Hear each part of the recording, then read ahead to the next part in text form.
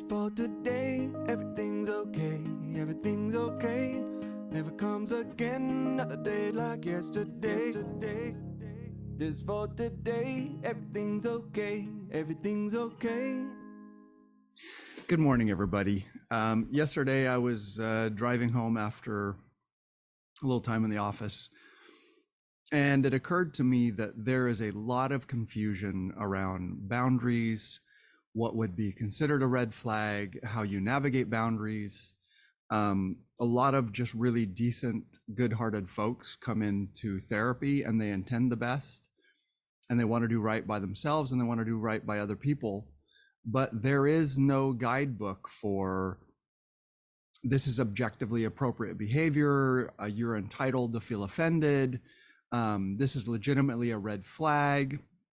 There are some things that I think pretty much everyone would agree are red flags, but most people are not coming in going, I feel confused about whether my partner should be able to get angry and punch me in the face. And so this is one of my favorite conversations. One of my favorite conversations is around boundaries, because boundaries, at the heart of it, getting healthier has everything to do with the relationship to self. But being able to navigate the world has everything to do with relationship to others. And so at some point, people get somewhat comfortable with self, then we still have to deal with the complexity of dealing with others. So let's just start with a few confounding truths when it relates to boundaries. What are red flags? How to date, how to tell if dating is going well, etc. One is, unless you subscribe to a particular religion that has fairly specific prescriptions for how we should treat one another that are not interpretable, that are not able to be interpreted, the truth is boundaries and boundary discussions are subjective. It's a moving target, and there is no guidebook and there is no manual. Now, most therapists, myself included, feel that we have a pretty good insight into how to navigate boundaries, what boundaries are, and what should be boundaries. There's certain arrogance in there, right?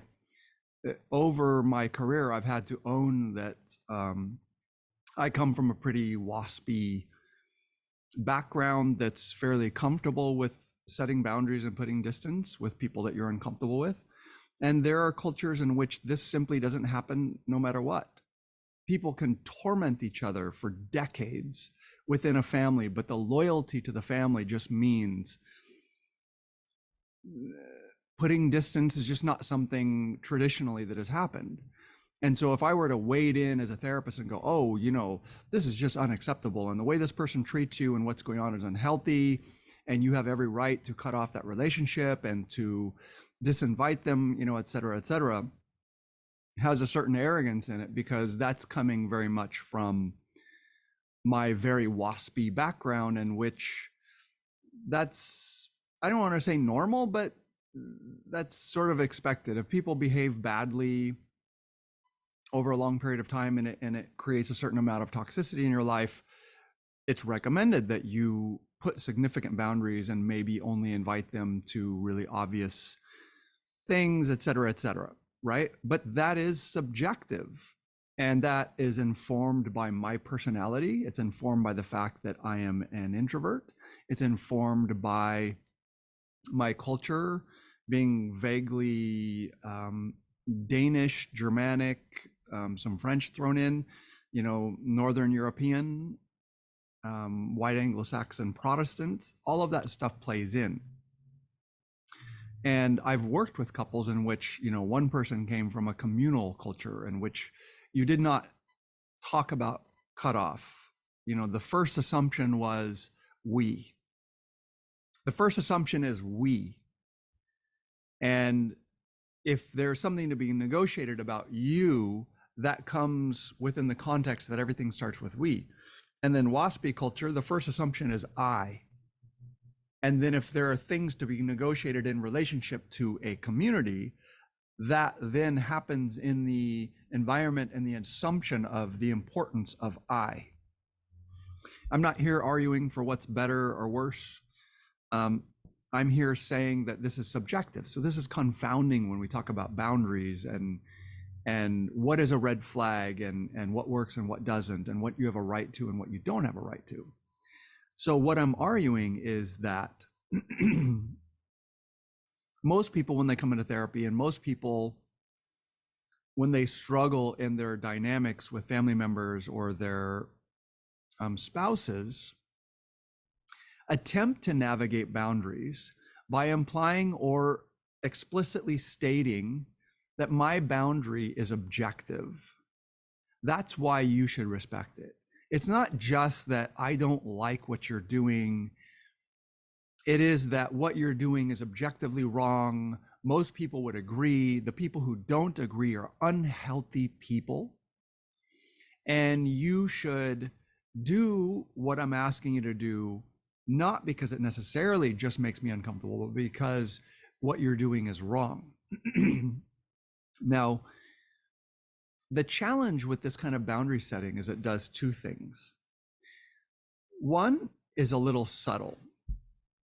What it does is it takes away your right to be honored and loved.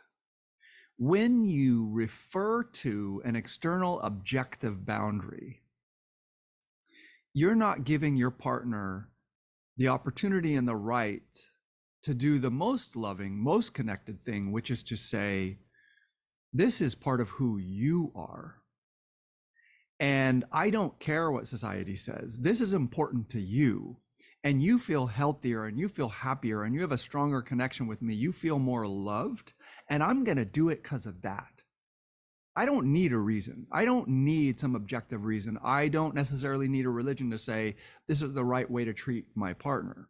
I'm going to do it because I love you. That is powerful. That's powerful. That's a powerful connection in your relationship. And when you argue for an objective boundary, you should listen to what I'm saying and respect my boundary because it is right. You have completely eliminated the possibility that that person could demonstrate generosity and love for you and to give it to you because it's important to you.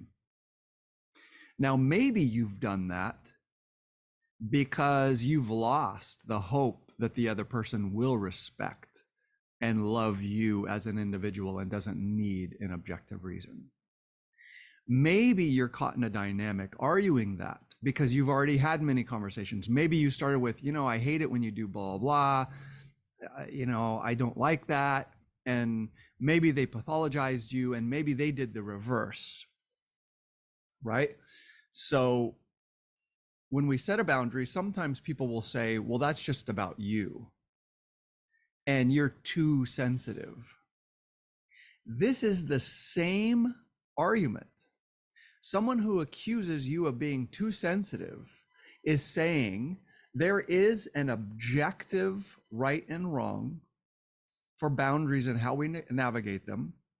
And when you come to me asking me to change my behavior, what you're doing is unfair because I'm doing what's acceptable and right objectively. There's some rule outside of us that says that this is acceptable and correct.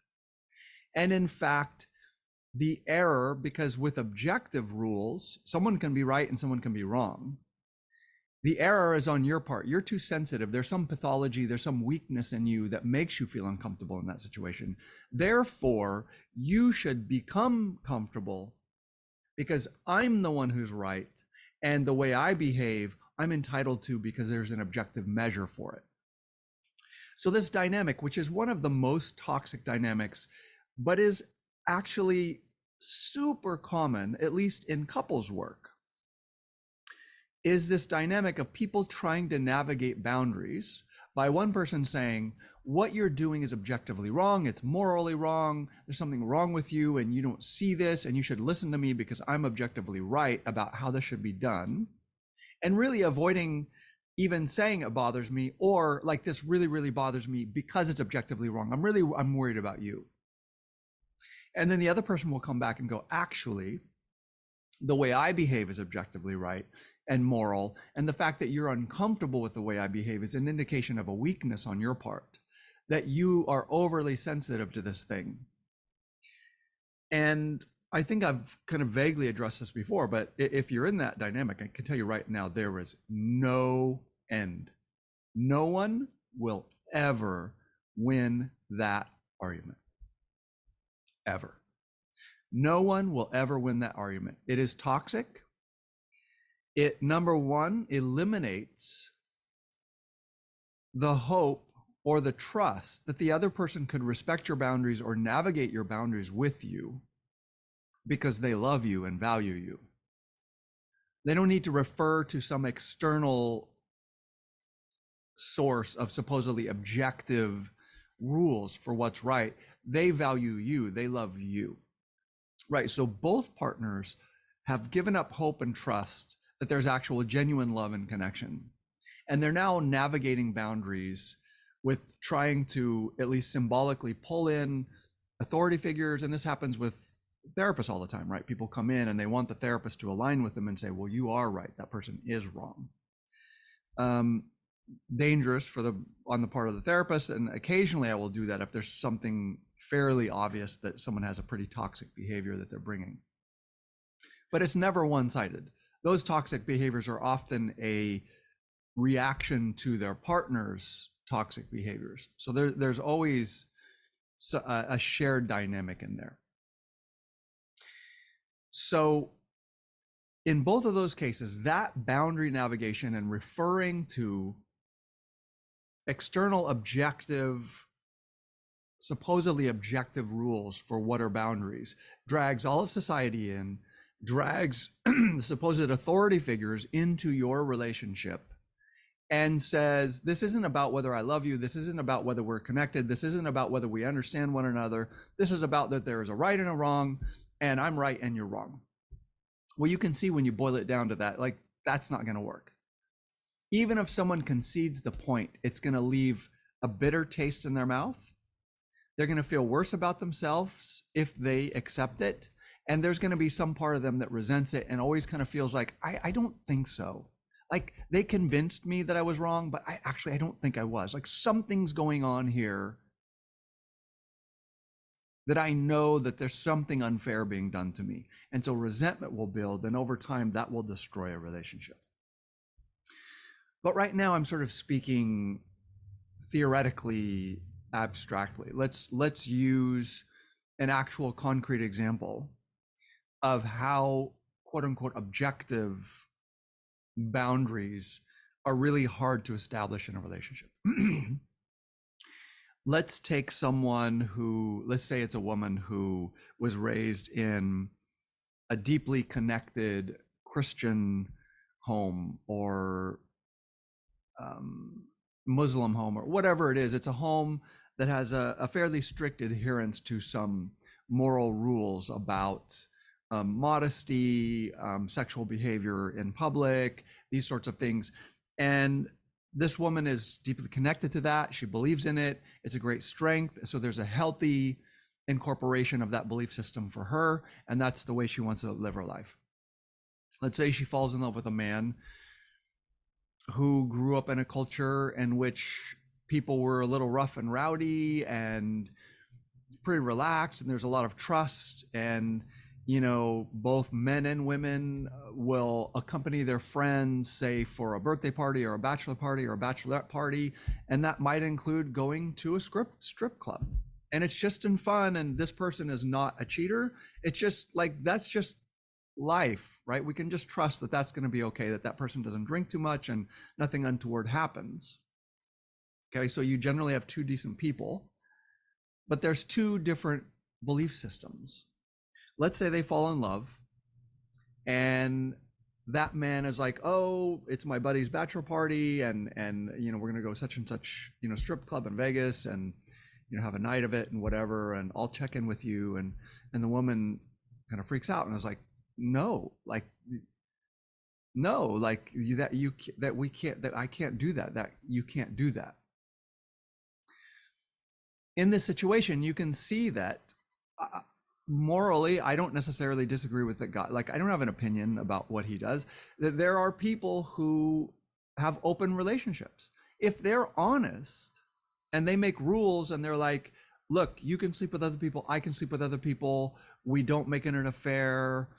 We never do it behind one another's back. We make sure that we always come back and connect very deeply. Our relationship is the most important. Like, I don't have an opinion about that. It doesn't necessarily work for me, but I was raised a little bit more towards what I'm describing with that woman. I don't have an opinion about that. There are people for whom that works, who deeply love one another. So in this situation, when there's a navigation of boundaries, the real challenge is maybe that woman will want to say, but it's wrong. Like, my religion teaches me blah, blah, blah. And she may want to impose that on that man. That's manipulation, right? I get to have what I'm comfortable with and what works for me. So a way for her to navigate that boundary is to come to that man and to say something like, I love you and I respect you, and I don't have a moral opinion about what you're doing, but I want to be very direct and honest that I'm not comfortable with that. I will never be comfortable with that. I don't want to get into a debate about why. I choose to have a life, and I choose to date someone and be married to someone who doesn't go to see other women naked.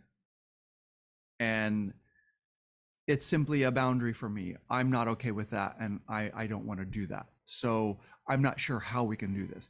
Now, as I say that out loud, you can hear why people revert to trying to create objective boundaries, because there's a huge risk in what she's just said. The risk is when you set a boundary and you're clear about your boundary, you are always risking the ending of the relationship. That's why nobody wants to set boundaries. It's not just that, like therapists will send the message like, we all fear that we'll, end the relationship, but the truth is it strengthens. No, that's not true. When you navigate boundaries with things that matter, you do risk ending the relationship in a respectful, caring way, but you navigate things that you should navigate before ever having a long-term relationship or getting married. Because there are things that are not about someone objectively being a bad person. There are things that you're not comfortable with and that you choose not to live with. And you are entitled to stand by those and go, this is just who I am. I'm just not interested in that life. I'm not interested in how I'll feel or what I'll think, or my struggle in disconnection with my religion that would happen if I married someone who is going to do that. So I respect you. I'm even starting to love you, but we need to have a conversation about whether this would be a regular part of your life. What if that man says, I don't even really like it. I don't care. I do it because of my friends, and I really love you, and I think we have something very special, and I'm totally willing to give that up. I don't care. Like, I will give that up. And if he genuinely means that, guess what? You've just very successfully navigated a big boundary complication in a way that's strengthening.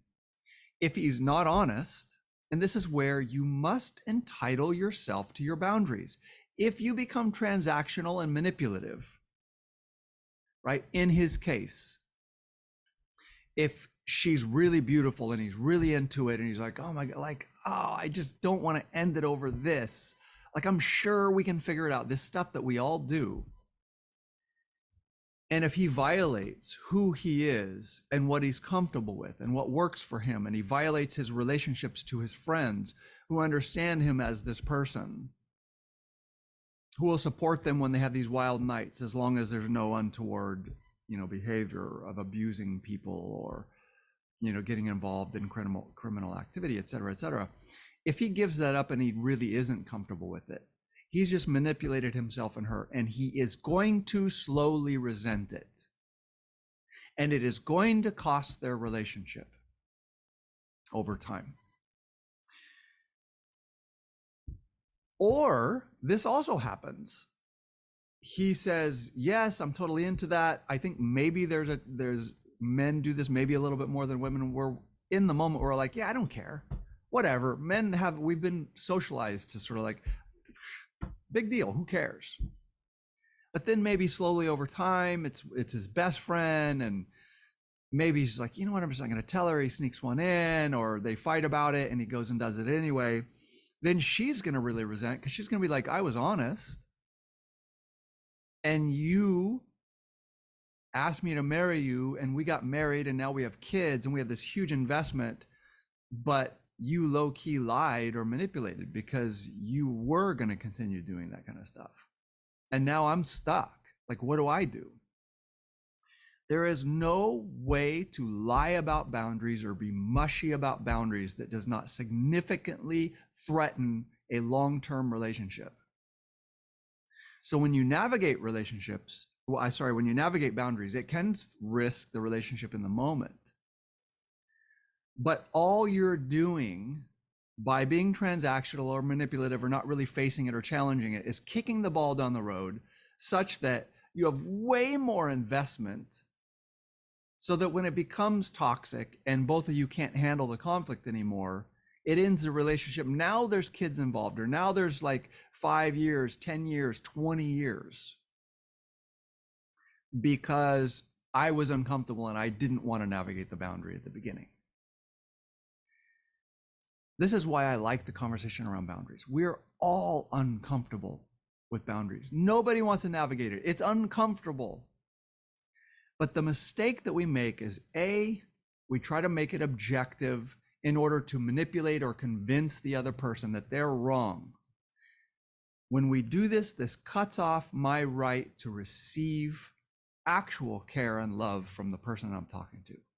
That they go, I don't give a shit what society says. You're important to me and I love you, and I'm going to navigate this with you, and I'm going to find a way to make you comfortable with this because I respect you and I love you. End of story. So when you make it objective, you just cut off that trust, you cut off your ability to receive that, and you cut off their ability to offer it. Number two, if you're not receiving and offering those things, your relationship is in trouble over the long term. Because it is, when you try to make boundaries objective, it is about someone being right and someone being wrong. So unless you're one of those really, really traditional religious cultures where you have this top down, there are elders, women or men or whatever, patriarchs or matriarchs, who are the final decision makers, and marriages and families are constructed within that. And when there are conflicts, those people then typically, this happens more in tribal cultures or tightly communal cultures or deeply religious cultures, where both the couple will go to the religious authority or whomever and air it out. And that religious authority will say, you know what, I got to say that actually he's right or she's right, or you're both wrong. And they're going to hand down a ruling. So that model works if you accept it, right? Where you can go, you know what? Okay. So it wasn't really about you and I fighting. Someone had to hand down, right, a ruling. But that's not the modern world. That's certainly not the American modern world. Like, we tend not to refer to religious authorities to sort out most of what happens in our marriages. There are people who do, or in our relationships. So let's talk about what we need to get right in relationships, and let's talk about red flags, what it means. When I first thought through this, it was because the idea of red flags came up, and I thought, how do people know what the hell red flags are? I have so many clients who come in and they're trying to navigate, you know, blah, I'm doing this or that, or my husband or my wife or my partner, or I'm dating someone. Like, I feel like this is a red flag, but you know, they're confused. Like, is it a red flag, or is there something wrong with me? Is my trauma jumping up and telling me that this is horribly threatening? Or is this actually a red flag? By the way, 9 times out of 10, if you feel like it's a red flag, it is, for a couple of reasons. So let's talk about what we accept as red flags generally. If you do not agree to an open relationship, if you choose a monogamous relationship and your partner lies to you and goes out and sleeps with other people, red flag, not going to work. If your partner has rage problems, if someone comes in, they're like, yeah, I dated this guy, or I dated this woman, and we sort of we're on our first or second date, and two cars got to the parking space at the same time and we didn't get it, and this person got out and was just in a rage and a fury and screaming and cursing at the other person, saying, I'll effing kill you, I'll effing kill you. I had to get out of the car and be like, whoa, calm down, it's okay, we'll find another place. And they calmed down and apologized. And so is that a red flag? That's a red flag. Don't do it. Politely tell them you really enjoyed and never go on another date, and do not create a relationship with that person, because their rage will get worse and it will be primarily directed at you. If you like that, God bless. That's a red flag. Nobody's confused about that. There are things that, yeah, it's probably, we can probably agree. You see people that are cruel or rude to waiters. You know, that's someone who has a difficulty with hierarchy. That's someone who actually believes that if I'm in a position of power, I have a right to treat you badly. And they're slowly going to establish a position of power with you, and they're going to treat you badly. If you don't like that, that's a big red flag. People who are cruel to animals or children. I'm not going to go into debating, right? I think we're probably all on the same page. So there are some things that are red flags. There's like, yeah, you don't need to ask about that. If you're really not into mind-altering substances, and the first or second date, your date just gets staggering drunk, or is like, hey, by the way, you know, I sniffed some heroin and I'm in this amazing state and I think you should too. Hey, if that's not your, like, red flag, bail. So there's more to be said on that, but that's not what this podcast is about. So let's go to, in the affirmative. Dating is so confusing. Boundaries are so confusing. Human dynamics and relationships are so confusing, so complex. There's a couple of images I want to offer you to help navigate these things, rather than always being about what you avoid. Well, if you see that, you should avoid it. If you see that, oh, that's trouble. Well, it's like, okay, so what the hell does it look like? I have clients who are like, I don't mean to cross boundaries, but like, what is your marriage like? What is your marriage like? And it's a totally legit question. Like, they're not trying to cross boundaries. They're just literally like, okay, all of the don't do this, don't do this, don't do this adds up to, so tell me what the hell to do. And if you're a therapist, I assume you've navigated this. Like, what, like, do you and your wife have a relationship that's healthy? I like my relationship with my wife. And we've navigated a lot of stuff, tons of boundary stuff. Yeah. I'm lucky. That's good.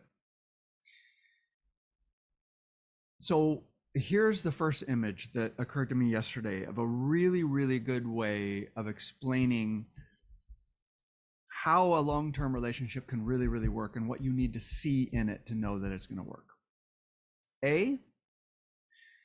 All human beings are annoying. We all have unconscious tape loops playing in our heads, compulsive behaviors, things that we do over and over and over. I'm compulsively earlier on time. Compulsively.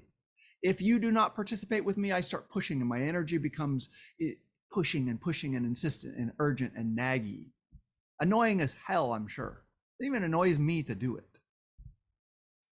My wife has behaviors that, like, compulsive behaviors, that I'm like, oh my God, like just stop doing that. Every human animal on the face of the planet, if you spend 5, 10, 15, 30, 40 years with them, they're going to have behaviors that just wear on you, that wear on anybody that spends that much time with them. If that's a fact, and I see couples who come in who are navigating all that stuff, like, you do this, but you have no idea how annoying it is. Okay, you're never going to succeed in navigating all the little annoying things that your partner does. The reason some people succeed is because they have a savings account. They have a bank account of so much love and trust and joy and good sex and fun conversations and moments of feeling resourced. That is built up so deep that those day-to-day annoyances kind of it like eats into it a little bit, eats into it, like maybe it eats into it 50% during a really hard time, and then they get right back to filling that bank up. It isn't that there aren't annoying behaviors that they can even talk about and laugh about. There are. They're like everybody else. The difference between them and someone who ends a relationship or gets divorced is the people who end up fighting and fighting and fighting ad nauseum about those little personality quirks have avoided the really big red flag conversations and the really big boundary conversations. And the lack of having done that has significantly just slammed any goodwill and any love and any trust and any security that was in that relationship. So they've been operating at zero or at a debt. They're operating at an emotional debt. And guess what happens when you operate at an emotional debt? You're scared to even go address the stuff that created the emotional debt, significant disconnections. So you fight with intensity and passion and anger and deep resentment and toxic coping skills and pathologizing and objectifying and insulting. You navigate all of this petty, annoying stuff that other people will give you advice that doesn't help you. They're like, oh, can't you see that that's not what life is about? And you should be forgiving of one another. And, you know, it's okay. Humans are just here. That's not going to help you. We all know theoretically that that's true. No one is directing you and saying the reason you're fighting about the fact that one person leaves the cabinet doors open and the other person likes them shut and tidy. The reason we're fighting about that, like it's life or death, is because the stuff that is life or death to our relationship has never been navigated, or we're hiding from ourselves. We're afraid to navigate it because we're pretty sure that if we actually set boundaries about things that mattered, it would end the relationship. And that's real. When people come into couples therapy, there is always a risk that both of you getting healthy or one of you getting healthy, the relationship getting healthy, means that it ends. It means that you finally realize, I don't hate you. I'm not mad at you. I love you. You don't hate me. You're not mad at me. You love me. But there are fundamental problems that in order to navigate those, one person or the other person has to violate themselves, right? Going back to the example of the woman who deeply believes that there should be modesty and you should not be looking at another naked woman. This is a healthy relationship she has to her religion. If she were to give in because she loves that man and go, I'll try to look the other way and you'll go to strip clubs every once in a while with your buddies, it is going to hurt her. It's going to violate her. It's going to violate who she is. And there's no way for her to survive that intact. If the marriage survives intact, she will be a slave to it. She will be cut down. She'll be miserable. She will not be a good mother. She will not, like, there's no way to do that. There's no way to violate yourself in a relationship and think that it's going to work out. No human animal can violate him or herself over long periods of time and survive it in any healthy, non-toxic state. You will become toxic to self and others. You can't avoid it, right? You're not God, you're not Buddha, you're not Jesus, you're not whomever. So people who are fighting about those things that appear petty are not fighting about the petty things. They're fighting because they have both violated themselves deeply on important issues. Some of these issues are, I'm this religion, you're that religion. I need you to convert because I'm not okay. Well, you better have that conversation before you get married or before you have kids. And it might end the relationship, and it should end the relationship if someone has to violate themselves.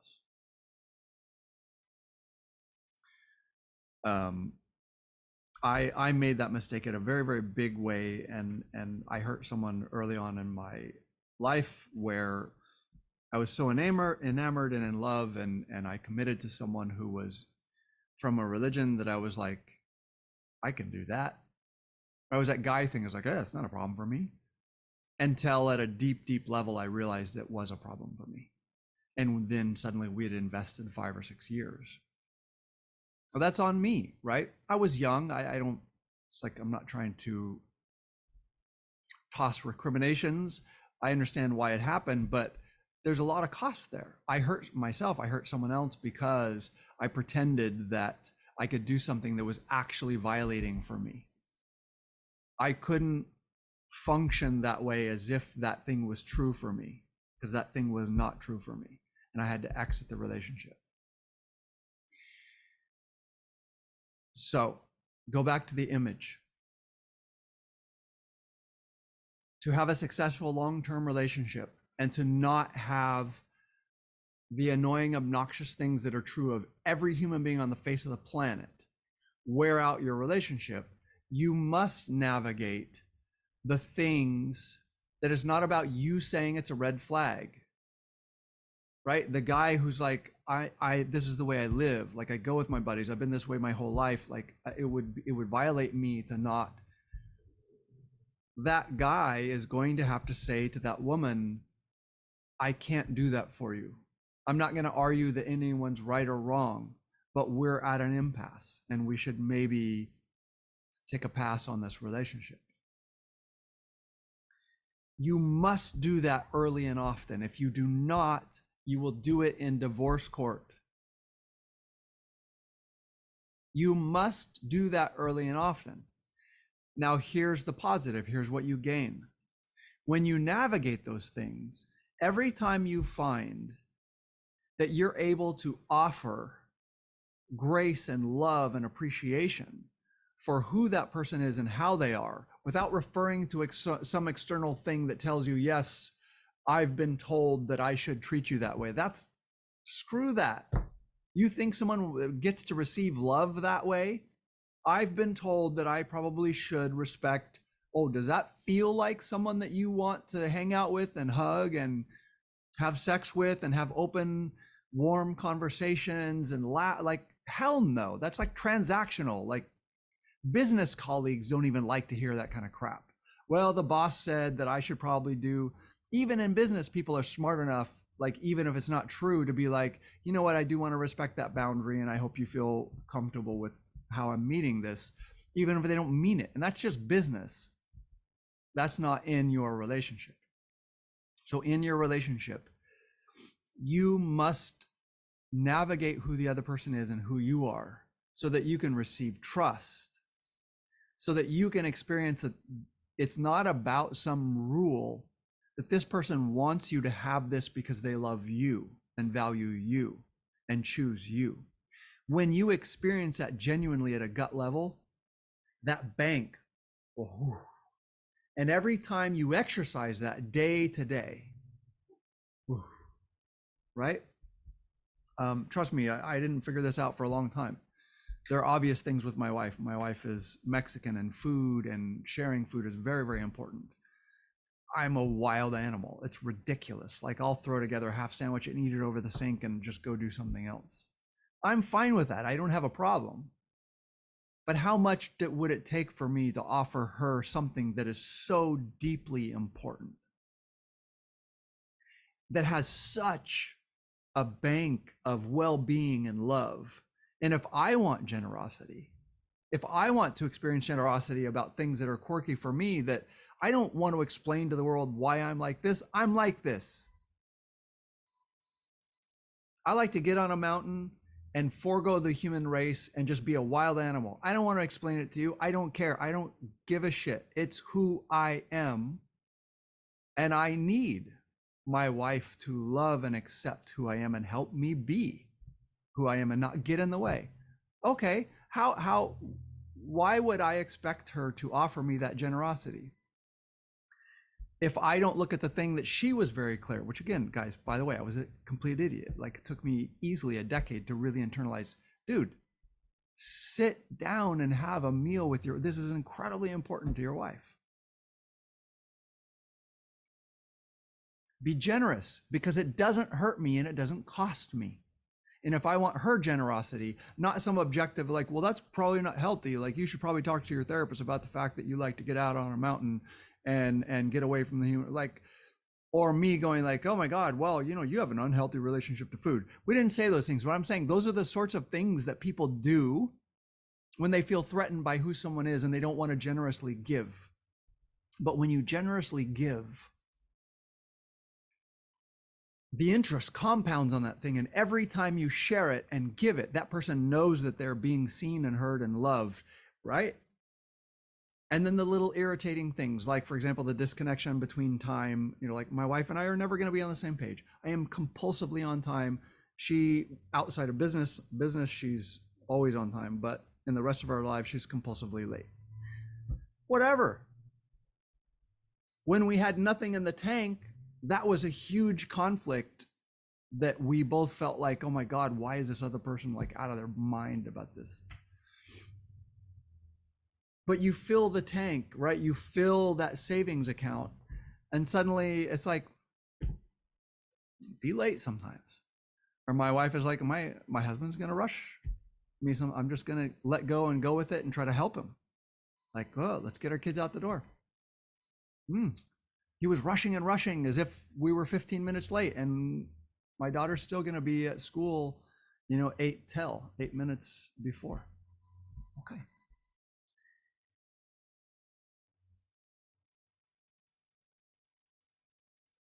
The underlying message here, the really, really important thing is, A, you must navigate those things that will violate you. There is no referring to an external authority. If it deeply violates you, it doesn't matter what someone else says. If you allow someone to put you in a position where you must violate a part of who you are to be in the relationship, it will end the relationship or it will end you. There's no other way. It will end the relationship or it will end you as a healthy, adaptive person. You'll live a miserable life. Lots of people do it. If you want to do it, go ahead. Who am I? I don't want to.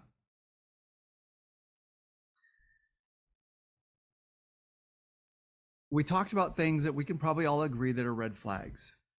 But if you want to know that a thing is a red flag, check in with yourself. Does it feel like a red flag? Then it is. And when someone's like, oh my God, you call that a red flag? Well, no, there's no objective measure. It's a red flag for you because you're not comfortable with it. And this is what, again, I'm probably biased because people who come in to therapy are sort of struggling with this stuff. But when people struggle with this stuff, what they really lack is an entitlement. People accuse themselves of being selfish and they come in and I can see them struggling with the idea, like, am I being selfish? It's like, it's not about being selfish. If you do something to violate yourself, you will not be capable of being a loving, contributing member of your couple or of your community or of your family. It is selfish to sacrifice yourself. It's selfish to sacrifice yourself. When you have needs, right? Not the kind of needs like, oh, I need to eat regularly and I need exercise. That's for you to manage. Don't put that on your partner. But needs like, I live this kind of religious life and I do not accept my partner going to a strip club. Or I have the kind of life in which I go with buddies to a strip club. This doesn't mean anything to me. I can't be in a relationship where religious restrictions are imposed on me. You cannot refer to society. You're navigating a close, intimate, personal relationship with another human being. You better navigate it as you with that other person on what works for the two of you, right? So you're going to have to do the scary, risky thing of entitling yourself to go, I'm not comfortable with it. It has nothing to do with whether it's right or wrong. I'm not comfortable. That doesn't work for me. And to do that, you got to check in with your body. Like, how badly do you feel sick to your stomach, and how much does your body tighten up? And are you having paranoid thoughts and anxiety over this thing happening? So many times people come into therapy, they're like, something wrong with me. Are you sure something's wrong with you? Or maybe you're dealing with a situation that isn't good for you. And I don't care that the rest of the world's okay with that situation. It's not good for you. Maybe you don't have a mental health issue. Maybe your only mental health issue is that you force yourself to do things that are not good for you because you think the rest of the world is like, oh, you're too sensitive. Something's wrong with you. And you need to go to therapy and fix yourself because you don't do these things that other people are okay doing. Everybody has things that the rest of the world might commonly do that they're not okay with. It's not your job to navigate that or to pathologize yourself and say that you're mentally ill. And that's even more important within your relationship. That at the deep, important things, that you be on the same page with your partner or with your community members or with your family when it comes to how you're treated and things that you will be expected to do, ways in which you will participate. I'm using super obvious examples, right? If you're halal or kosher and you strictly don't eat pork, if there's a family barbecue, let's say it's in Hawaii and they're roasting a pig. If you deeply believe in that prohibition, then that community group is going to have to navigate, like, we understand you can't come, or you're going to have to navigate that you can't come. Or if you're marrying into that family and for them it's deeply spiritual that you roast a pig, like, that's not going to work. Before you get in too deep, you need to navigate and go, oh, that's not going to work. That's not a great example, right? There are many, many examples, and my brain isn't firing them out right now, but you get the point. So let's review again. There are very few red flags that everyone agrees on. Stuff like punching people in the face or like flying into a rage or insulting or hurting children or animals are pretty obvious. I think most people accept that that's a red flag. Not everyone. Most things where people go, is this a red flag? Or I think this is a red flag. It's subjective. What is a red flag is a thing that violates you, that you do not choose to be part of your reality for the rest of your life. Navigate those early and often, because if you don't, you will be navigating them in divorce court or in a breakup. But more importantly, far, far more importantly, you will not be able to accept your partner's idiosyncrasies and irritating little habits and day-to-day unconscious behaviors with love and acceptance if you have allowed those really big violations or those really big boundary negotiations to go unnavigated. So your relationship savings account is on 0 or below 0. The only people who survive a relationship with a savings at 0 or below 0 spend their entire relationship fighting and picking at one another, and they die hating one another. And they do it because they believe that, right? My grandparents did that because they didn't believe in divorce. So they just were miserable for most of their lives, most of their marriage. You must fill that savings account. And that comes, this is why the boundaries are important. That comes exactly from those boundaries that would result in people being violated. Because when you find someone who can navigate those with you and who can say, I don't care what the world says, this is important to you. This is important to you. I want you to have this because I see how much you live and thrive in connection to this thing, and it doesn't cost me anything. Those acts fill that bank so deeply that you can then navigate the ways in which we all hurt one another. Maybe at some point in your relationship, you'll significantly hurt one another. That happens, but you can survive it and even become stronger if you have so much capital in that bank from giving the other person themselves, from seeing the other person, from entitling them to live in a way that is thriving and healthy for them, and then to also receive.